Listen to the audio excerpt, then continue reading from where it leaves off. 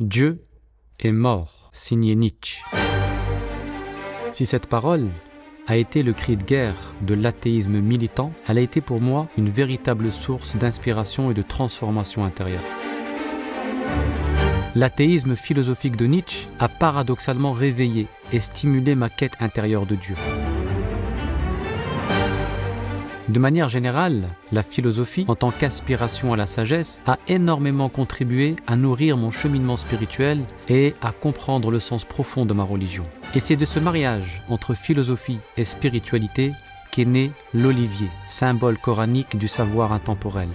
L'olivier est une académie qui dispense un enseignement qui conjugue harmonieusement philosophie et spiritualité. La première pour apprendre à conduire ses idées et sa pensée, et la seconde pour apprendre à guider son âme. Si vous êtes aussi habité par une quête ou tiraillé par des doutes, ou si tout simplement vous éprouvez le besoin de réfléchir ou de cheminer, nous serons heureux de vous compter parmi nos académiciens et faire partie de cette belle aventure à l'ombre de l'olivier.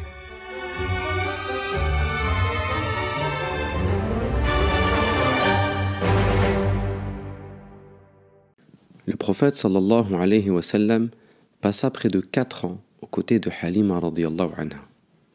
Elle témoigne que Mohammed alayhi salatu wa salam grandissait mieux que les autres enfants.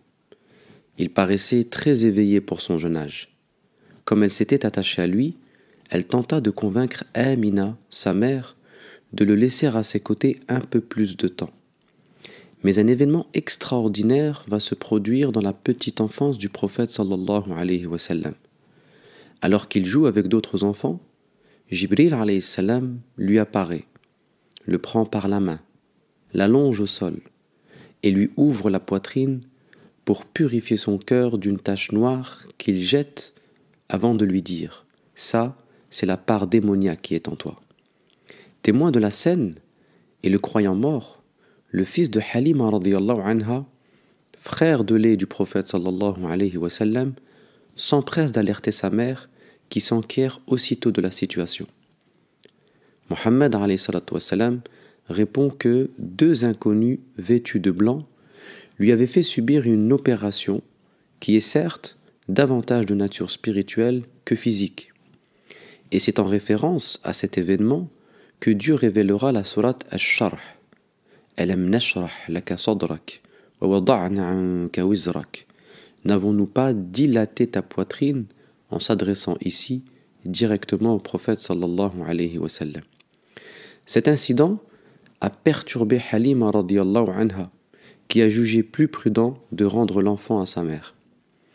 De cet épisode, nous pouvons tirer au moins 4 enseignements. Premier enseignement, cette expérience spirituelle permettait de disposer le cœur du prophète sallallahu alayhi wa sallam à supporter spirituellement le poids de la révélation qui est une parole lourde. Dieu dit en effet « Inna sanulqi alayka qawlan thaqila » Nous allons faire descendre sur toi une parole lourde, lourde de sens. Seul un cœur pur est capable d'une telle force spirituelle et digne d'être le réceptacle de la révélation. Deuxième enseignement, ce qui empêche la lumière d'Allah subhanahu wa ta'ala de pénétrer dans le cœur de l'homme, c'est cette rouille de péché et de résidus psychiques qui enveloppent le cœur. Dieu dit dans le Coran « Une rouille s'est emparée de leur cœur. Et c'est cette rouille épaisse qui interdit tout accès au royaume de Dieu. Le prophète sallallahu alayhi wa sallam dit à ce titre « Quand le croyant commet un péché, une tache noire s'imprime sur son cœur. S'il se repent, son cœur se purifie. Sinon, elle se répand au point de le couvrir entièrement. » La parole d'Allah ne s'imprime que dans un cœur pur et éveillé au signe de Dieu. Autrement dit, les secrets divins ne se révèlent qu'au cœur ouvert aux influences spirituelles provenant du ciel.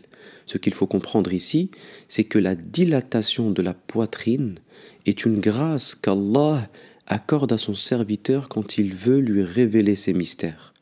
Le croyant doit donc perpétuellement ouvrir son cœur à la lumière d'Allah subhanahu wa ta'ala en le purifiant par la pratique de l'invocation et du souvenir de Dieu, al-dhikr. Au fond, cet épisode nous invite à nous prémunir contre le verrouillage du cœur qu'engendre l'oubli et l'insouciance. Un cœur scellé, c'est un cœur privé de toute grâce divine. Et la pire des choses qui puisse arriver à un être humain sur terre est la fermeture spirituelle du cœur, qui le rend opaque à la lumière divine. Troisième enseignement, Allah a veillé à prémunir le prophète sallallahu alayhi wa sallam dès son plus jeune âge des tentations triviales susceptibles de perturber sa mission prophétique. Il lui a accordé une certaine forme d'immunité spirituelle pour qu'il puisse réaliser sa mission parfaitement, en ayant le cœur tourné exclusivement vers Allah subhanahu wa ta'ala. La purification du cœur permet d'assurer la légitimité de sa mission, parce que ce qui donne du crédit ou de la légitimité à un discours, ce n'est pas l'acquisition quantitative de connaissances, mais la disposition qualitative du cœur. Personne ne prêterait oreille à un menteur qui appelle à la vérité, aussi érudit et titré soit-il. Dernier enseignement, Allah nous indique, à travers ce moment crucial de la vie du prophète sallallahu alayhi wa sallam, que ce qui doit primer en premier lieu dans notre cheminement spirituel, c'est la purification intérieure. Au lieu donc de se perdre dans une pratique superficielle et périphérique de la religion, il faut prendre le temps de se recentrer et de concentrer son attention sur notre espace intérieur. Il faut se donner les moyens avant tout d'éduquer son âme. L'erreur est de prendre le chemin inverse, en s'attardant sur les formalités extérieures de la religion, sans jamais prendre le temps de l'approfondissement et de l'éducation intérieure. Rendez-vous demain pour un nouvel épisode, Inch'Allah.